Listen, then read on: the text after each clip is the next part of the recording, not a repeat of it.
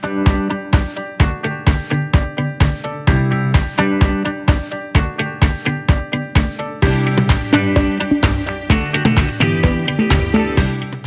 guys, Jolene here again with the Home Stitchery Decor YouTube channel. I'm from Calgary, Alberta, Canada, and I teach some sewing and business tricks here.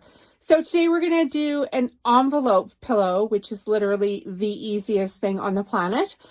So stick around and I'm going to show you how we do it. Let's go. In today's video, we're going to teach you how to make an envelope pillow like this one over here. And I just wanted to show off the new camping collection that I've got going on. It's in the online store already. There's soup bowl cozies, tea towels, pillows, dish drying mats, and dishcloths. Okay, so today we're going to teach you how to make the easiest one on the planet, which is the envelope pillow. So let's get going. For this project, we're going to need a rotary cutter. I have the Fiskars brand here. I have a 24-inch ruler, and I have my Fiskars cutting mat as well. Everything Fiskars. Maybe I should ask them to sponsor me. Maybe one day. Okay, so here's what we're going to do. We've got our coordinated camping fabric here. So this is just one print, and as you saw, I was making a collection of items for stores and online. Here's the secondary print. So this is a good, fun, easy mix and match process. And what I want you guys to do is line your fabric up in the corner here, and this is doubled, right? So this is right off the bolt of the quilting fabric, and I don't want you to iron it or anything. And we're going to make a 20-inch pillow.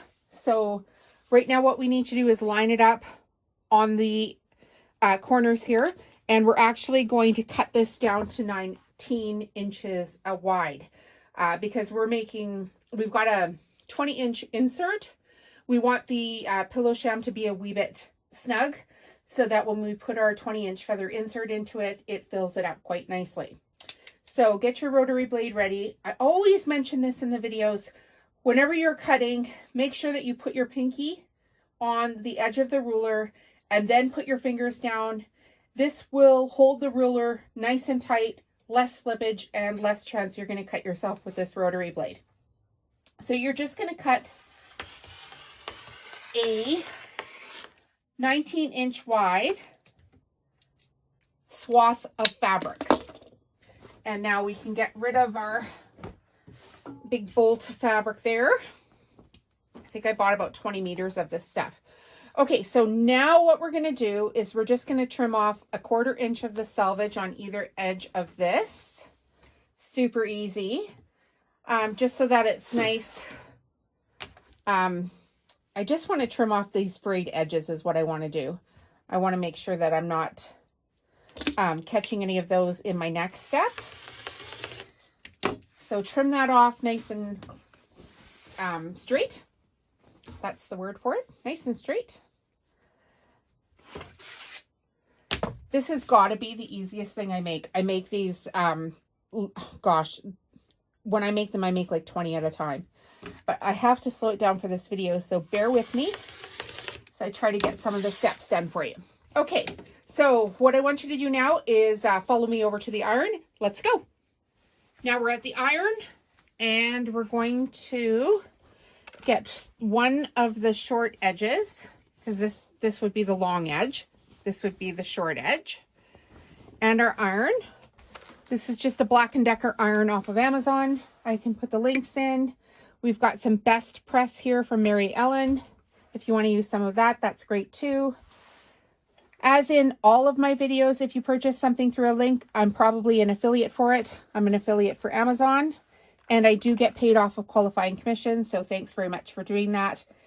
It helps support small business, so if you see people making things and sharing links, that's what we're doing, and it's just a way for us to earn some money while showing you what to do, literally for free.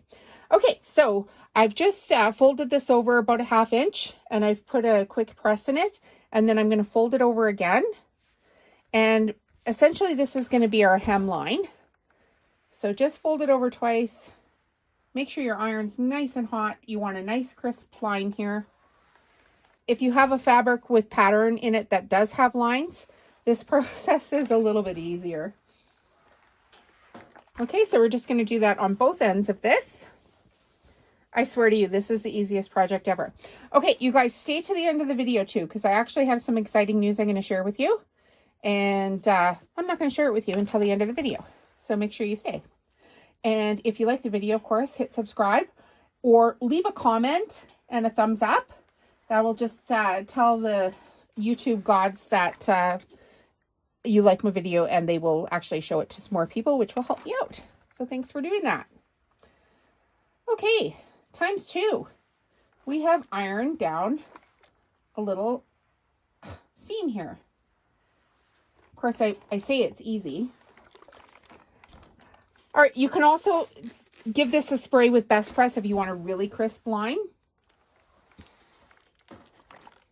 I should go back and do that on this other one because I actually do want a really crisp line on here. Doesn't take much, but just to keep this thing laying down flat, it's going to be super nice. A great thing about doing envelope pillows this way is that you don't cut the fabric, so you're not losing any of the pattern and then trying to match it up later. All right, let's head to the sewing machine.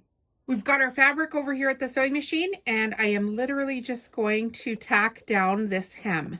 So I've got a straight stitch on the dial and a small length for the stitch because I want this to be nice and tight. And we're just going to sew along here pretty close to the edge so that this lays down nice and flat and doesn't ever flip up on anybody.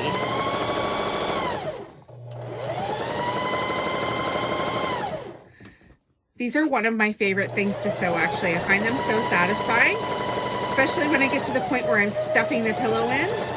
Everything just looks so nice and, you know, like you want to curl up with it to have a good nap. But these are an easy addition to your farmer's market booth. And as usual, I'm getting some questions as to, you know, why I'm showing everybody my exact products for my booth. Well, you know what the thing is, guys, if somebody wants to learn how to do something, it doesn't matter if you teach them or don't. They're going to learn how to do it if they want to do it bad enough. So why not you be the teacher? So I post the videos on YouTube, and, you know, I promote the products that I actually use in my craft business, which has worked out great for me. So if I'm telling you, you know, I'm using Accuquilt or Cricut or whatever I'm an affiliate for, I've actually been using that product in my business for a while. So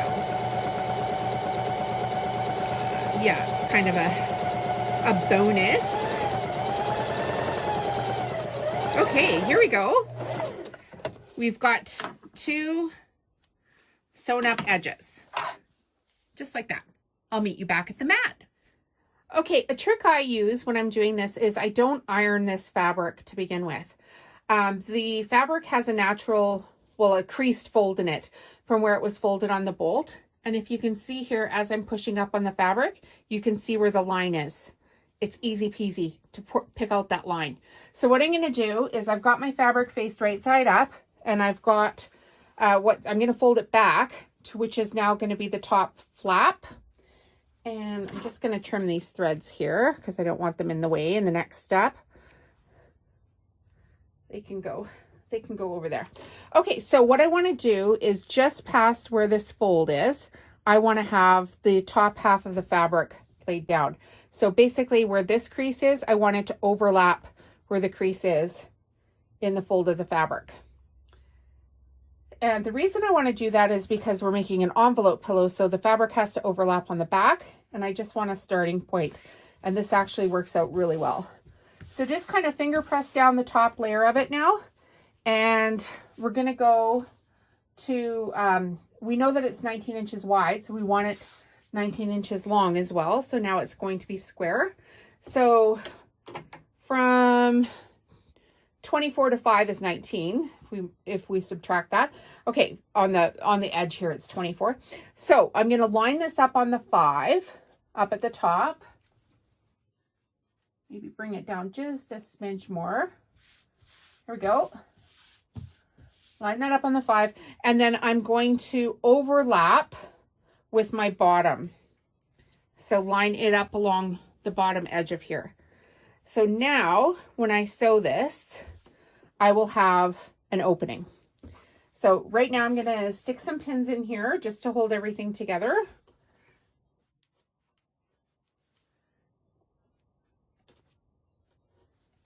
Doesn't have to be fancy. It's going to go super fast.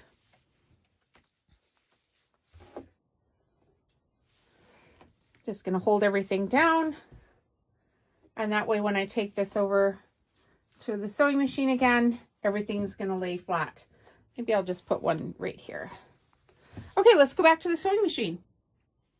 Back at the sewing machine, and we are going to line up one edge here, just with the edge of your presser foot. So drop your presser foot down, go a couple stitches forward. We've still just got a nice short straight stitch length. I always make sure that I back stitch a little bit just to make sure that my corners are nice and secure. And we're just going to sew along this first line. Try not to hit your pins. Sometimes that's bad for sewing machines to hit the pins. If this isn't perfectly lined up here, don't worry about it too much. Just try to keep your fabric going straight with your presser foot.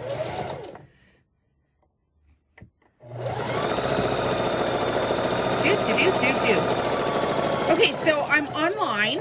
I have products on my Shopify store. Same products are linked over to Etsy, so you can purchase off one or the other, whichever you're comfortable with. And I'm in local stores and farmers markets this summer. One store in particular is Collective House in Drumheller, Alberta. I will be there the first week of June with some products. I'm just coming into that store. And then anytime you want to find me at a farmer's market, just head on over to my website and check out the local markets and pick one that's close to you, and the dates, just click on it and I'll have all the dates up to date on there. And by all means, come and say hello. I had a lot of people come and say hello last year during markets. It was crazy. A couple of them drove from Edmonton, actually, down to Calgary to visit some family, and they came and found me at a market out in Okotoks. So that was fantastic. Oh, look, there's a little bug right here. Sorry, you can't live here. All right, I'm going to squish him onto a piece of Kleenex.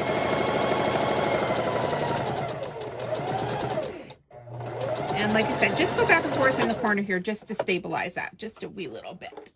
And up we go. And we're going to take out our pin. Okay, perfect. I feel like this is a good time to tell you guys about our halftime snack time. So if you're new here, whenever I do a craft project, I do a halftime snack time report on a local Canadian food company that's making some terrific snacks. So the companies change from video to video. I try not to have the same company in 2 videos in a row, although that being said, one of my favorite ones shows up quite often. So anyway, go and support a local farmers market. This is the Treat Shop's chocolatey peanut butter caramel corn. As you can see, I have been eating it today. It is a delish. So if you see this in some local stores, grab some. They're Canadian. Let's do this. Support small business. And I'm going to meet you over at the iron. Now I've got this turning tool, and essentially what we need to do at this point is to turn our pillowcase right side out. And then what I like to do is to push out the corners with this tool so that I get a nice crisp corner. And I know I just did the halftime snack time report, and usually I do that at half the project, but after this stage you could literally be done with this project. I'm going to show you a couple more steps that I personally do, but you could literally just iron this and be done with this project right now.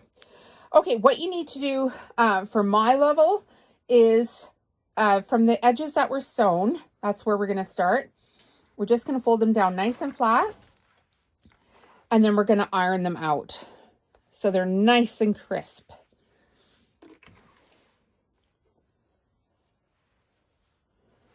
Flat, flat, flat, flat, flat. Got our best press. everything hot there. I do the 2 edges first that have been sewn. And then this way I'm not fussing with this folded edge, trying to figure out exactly where it should land. So if I pull my sewn edges down to the corner, then it's quite obvious where my puffy edge is going to fold in the next step. So just wiggle your fabric if you want to, so that the seam out here is exposed. You can get your fingers in it and pull it out a little bit, so it's just nice and straight. And as mentioned at the end of this video, I'm going to have a surprise for you guys, so stick around for that.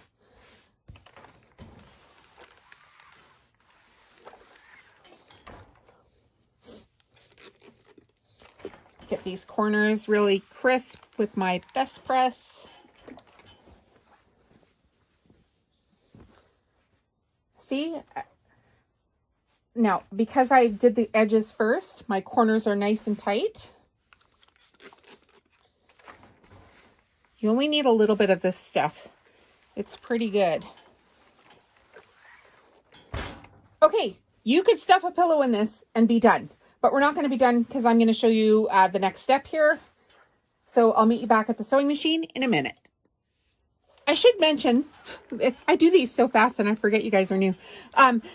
Iron this out before we go back to the sewing machine for the next step.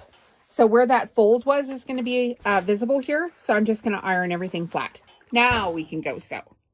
All right, back at the sewing machine for the next step, and we're essentially going to sew a flange just here on this edge. Now, how I like to sew it is I start with the pillow feeding in this way, where this flap is the top flap is getting fed into the machine. So as I sew along here, this is going to push this fabric this way, and I'll have less chance of this back fabric getting pushed up in under the machine and making a fold or something silly. So again, I'm just going to go just past the corner, maybe down an inch or so. And I'm going to go the width of the presser foot. And I'm just going to lengthen my stitch a little bit, as this is more of a decorative stitch. And go back, make a stay stitch in it. And I'm just going to sew along the edge of this. I just feel like this adds a little bit of pop to my pillows. It gives them a little bit more structure, and when I put the pillow form in, they tend to stay, nice on the couch in the trailer there. So just go. I've just gone 1 stitch too many there, so good thing I didn't put it down. And now we're going to turn the corner, and you can see here I've got the presser foot lined up just with the edge again. So however fast you can sew straight. If you need to slow it down for this project, or this part of the project, go ahead and slow it down. And you just want to come up to the corner just so that you'll have just enough width here when you turn this, that your presser foot is again going to be on the edge. That takes a little bit of practice. I'm not going to lie, I've done it a million times probably. So I've been doing this for quite a while now. So thanks for being here. I know I took a little bit of a break there for a few months. We were renovating our house, and I couldn't really get in here to do anything other than just the bare minimum I needed to do to keep my stores filled up. And now I'm back at it. So thank you if you stuck with it.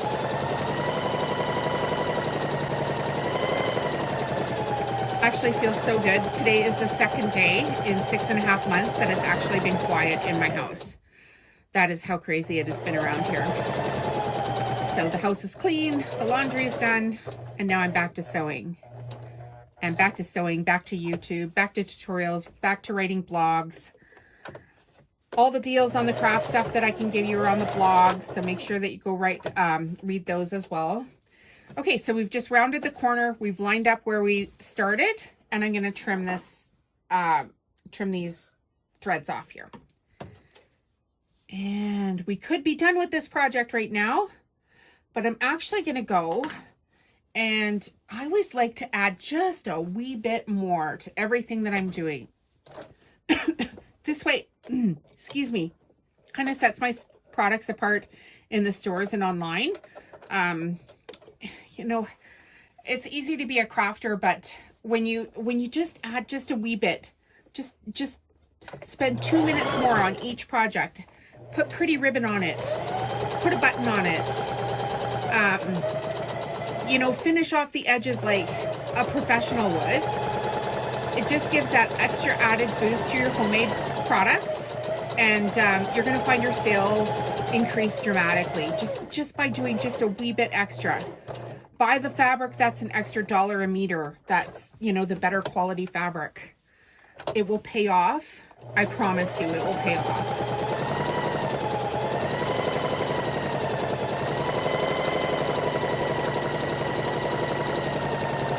So I've been doing this now for 3 years, and I'm just getting, you know, to the point that I don't have to apply for the markets that I'm at. They just let me back in. And I've got a bunch of friends there that I go with, and I'm in some stores, and somebody asked me last week about a wholesale order. And I just do this part-time in my basement, and I promote the products that I use to make my stuff as well. So I'm an affiliate for Cricut, for Amazon, for Accuquilt, for Sewing Machines Plus. So anything that you see in a link that you want to shop through a link, you're supporting my small business by doing that. Okay, and here we go. We're almost done. We've got our double flanged pillow ready to be stuffed.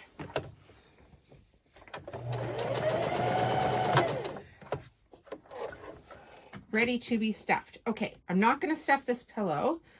You guys have stayed till the end, and as I've mentioned, I'm so grateful that you're all here. So hit subscribe if you're still here. And I just want to let you know, I'm just going to turn my camera the lazy way here.